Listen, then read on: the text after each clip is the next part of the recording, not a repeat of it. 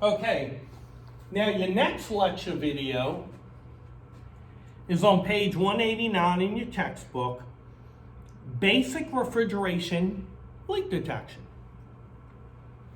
Spotting refrigerant oil residue. What does that mean? Oil residue is, remember, refrigerant's not the only thing moving through your refrigeration system. There is also oil moving through it. When it leaks refrigerant, it also leaks, you guessed it, oil. Oil goes on top of the copper and leaves a residue.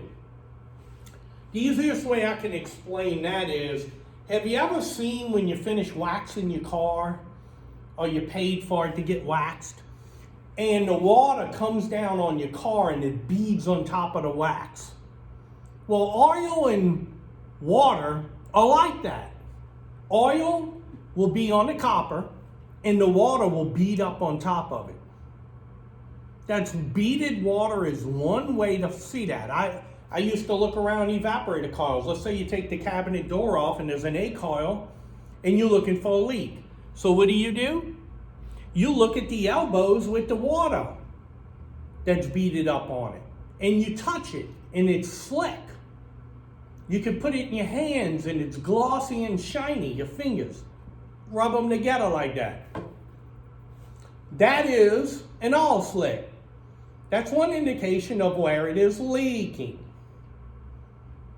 Now your book says successful, that's us, leak detection depends solely on careful observation made by a testing technician. Careful observation, okay? Fortunately for you, these refrigeration systems internally circulate compressor oil with the refrigerant. We're going to use that to our advantage to be beneficial in finding a leak. Oil will blow off the leaking refrigerant gas and leave an oil mark. Oil spots appear wet and have a fine coating of dust. I believe that right there is on your study guide. Oil spots appear wet and have a fine coating of dust on them. Dust collects on the oil.